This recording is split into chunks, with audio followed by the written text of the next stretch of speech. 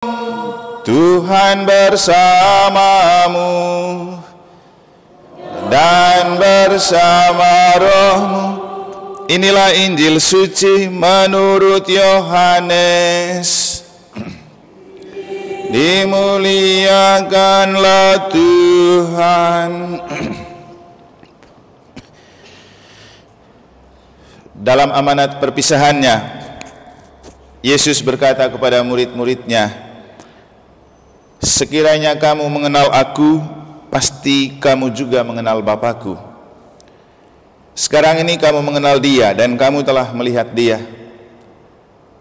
Kata Filipus kepadanya, Tuhan, tunjukkanlah Bapa kepada kami, dan itu sudah cukup bagi kami. Kata Yesus kepadanya, telah sekian lama aku bersama-sama kamu, Filipus, namun engkau tidak mengenal aku. Barang siapa telah melihat aku, ia telah melihat Bapa. Bagaimana engkau berkata, tunjukkanlah Bapa kepada kami? Tidak percayakah engkau bahwa aku di dalam Bapa dan Bapa di dalam aku? Apa yang aku katakan kepadamu, tidak aku katakan dari diriku sendiri, tetapi Bapa yang diam di dalam aku, Dialah yang melakukan pekerjaannya.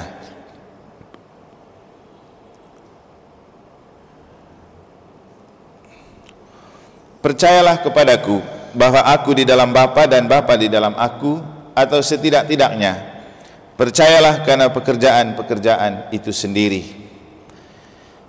Aku berkata kepadamu, sesungguhnya barang siapa percaya kepadaku, ia akan melakukan juga pekerjaan-pekerjaan yang aku lakukan, bahkan pekerjaan-pekerjaan yang lebih besar daripada itu.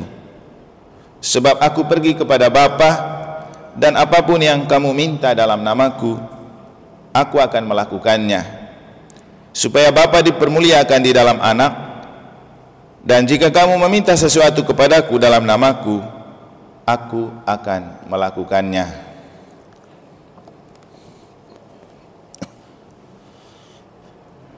Demikianlah sabda Tuhan. Terpujilah Kristus.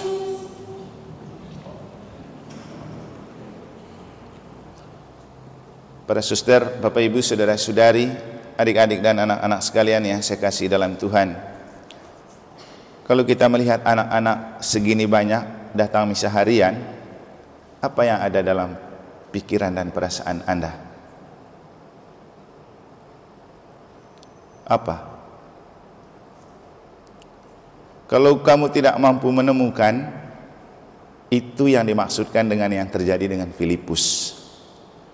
Filipus setiap hari berada bersama Yesus, jalan bersama Yesus, tapi dia tidak paham. Kenapa? Dia tidak mengikuti dengan sadar. Tadi untuk yang ikut kegiatan di Pak Singaraja, pasti ikut bahannya Romo Deni kan, ketika bicara perbedaan antara manusia dan robot. Tapi yang paling penting itu ketika berbicara tentang manusia, akan pentingnya pengetahuan. Dan tidak hanya sebatas pengetahuan, bagaimana pengetahuan itu disadari untuk menjadi sebuah keyakinan. Nah, yang susah dalam hidup kita adalah kesadaran akan apa yang kita sudah tahu.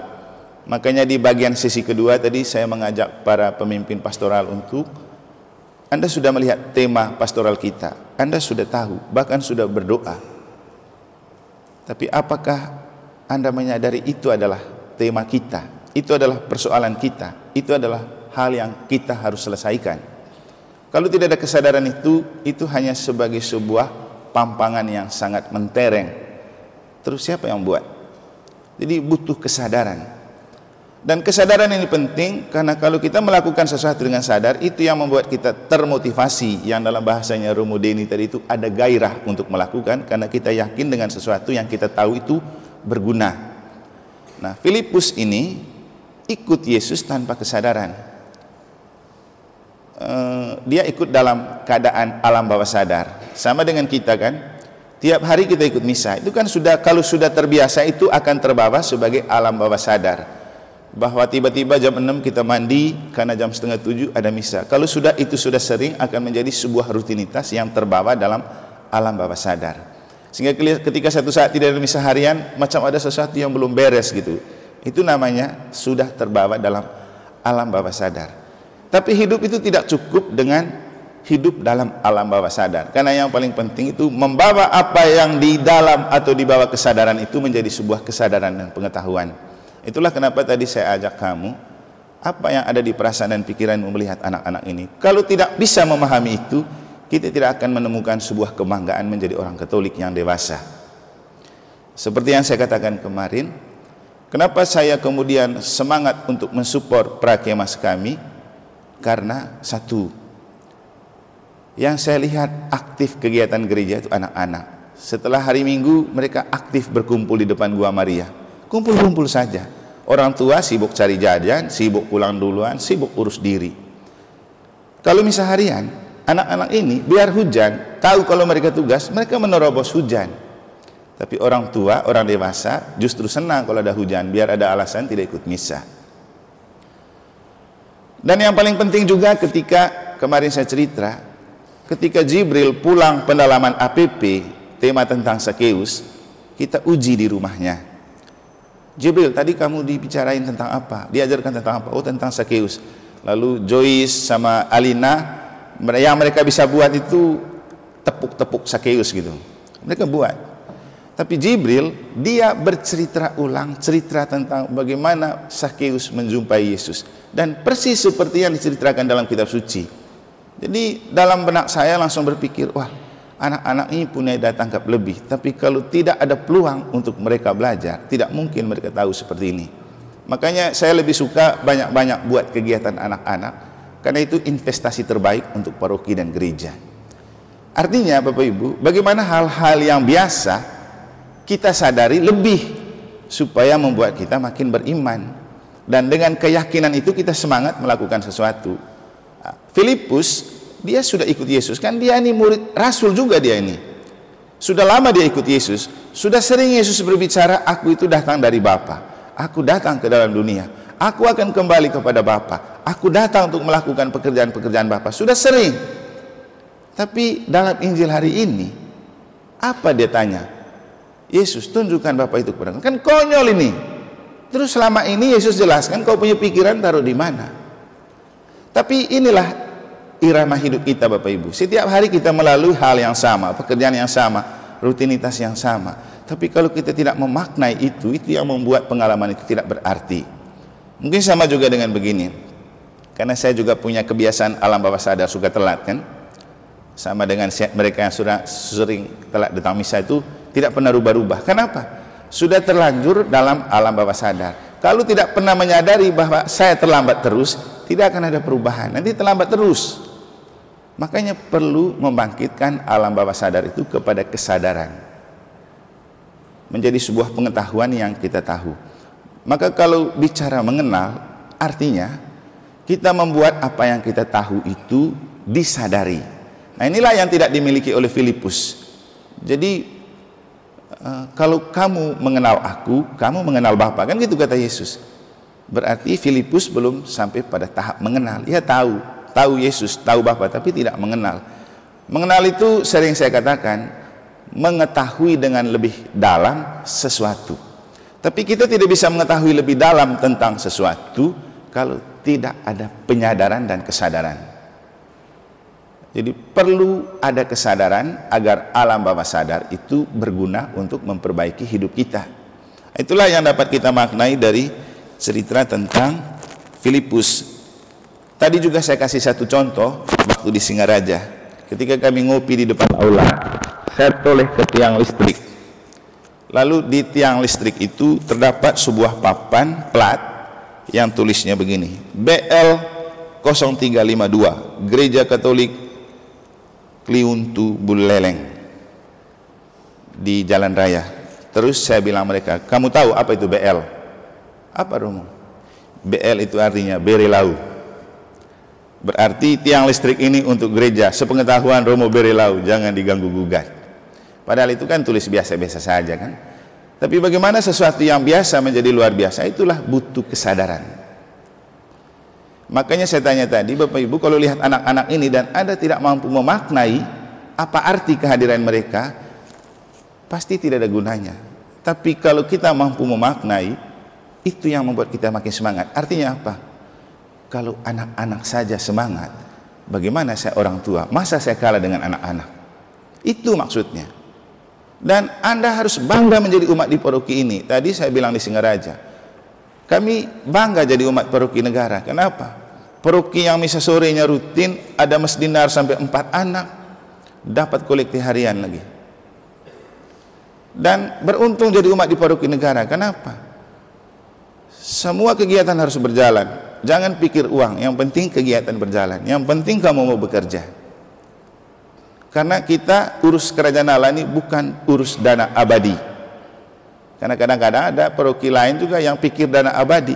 Padahal kita kerajaan Allah ini bicara dan pikir tentang hidup abadi, bukan dana abadi. Ngapain pikir kumpul uang?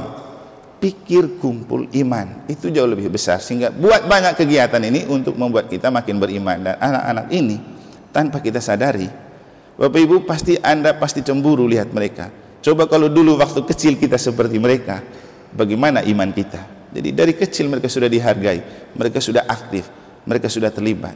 Ini akan terekam di bawah alam sadar mereka, dan ini menjadi sebuah habitus. Kebiasaan membuat sesuatu menjadi habitus. Karena itu ke depan, karena sudah sering ke gereja, mereka itu punya sense of belonging, rasa memiliki gereja, rasa cinta kepada gereja.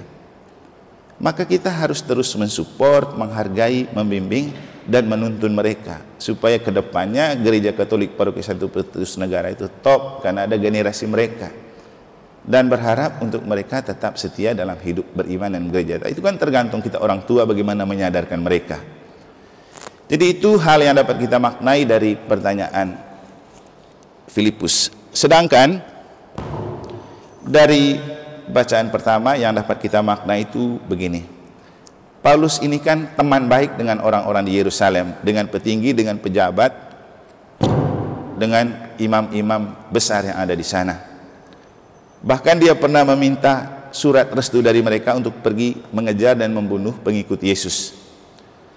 Ketika dia sudah bertobat, dia berbalik bercerita tentang Yesus dan Injil.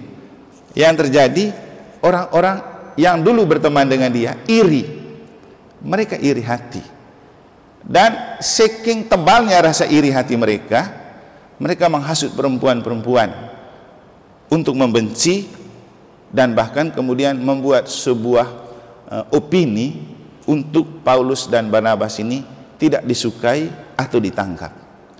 Jadi untuk kita paling penting begini, hidup untuk memelihara rasa iri itu punya bahaya yang besar. Karena ketika kita tidak mampu mengelola rasa iri, itu yang tidak hanya terus mengiris hati untuk sakit hati dan luka hati, tapi berimbas pada kehidupan bersama orang. Karena semakin kita iri dengan orang, semakin kita tidak suka dan membenci orang yang sebenarnya tidak bersalah dan tidak merusakkan kita. Bahkan orang yang bermaksud baik untuk kita pun kita benci dan tidak kita suka hanya karena iri. Seperti orang-orang ini iri kepada Paulus yang berbicara tentang Injil. Kan bagus sekali Paulus bilang, makanya ini Injil ini untuk kamu punya bangsa pertama diwartakan, karena seperti ini hatimu. Tapi gara-gara itu mereka marah. Kan bagus untuk mereka bertobat, untuk mereka dekat dengan Allah. Tapi karena itu malah mereka tambah iri dan benci. Jadi kita kembali ke dalam diri, jangan sampai ada rasa iri di dalam hati kita. Itu sangat membahayakan hati kita, juga membahayakan hidup kita, karena akan merembes kepada kehidupan dan relasi sosial yang lain. Saya tadi dapat satu status yang bagus dari salah seorang umat di Sumbawa Besar. Dia Chinese. Dia menulis begini di status FB-nya. Mata manusia tidak akan pernah lelah menilai kekuranganmu. Mulut mereka juga tidak akan berhenti membicarakan keburukanmu. Yang membencimu tidak akan pernah berkata yang baik tentangmu, dan yang menyayangimu tidak akan pernah berkata yang buruk tentangmu. Tidak perlu memaksa orang untuk menyukai kita. Maka syukurilah kelebihanmu dan teruskan perbaiki dirimu. Cukup Allah saja yang menilai kekurangan dan kelebihanmu. Semoga Tuhan memberkati kita.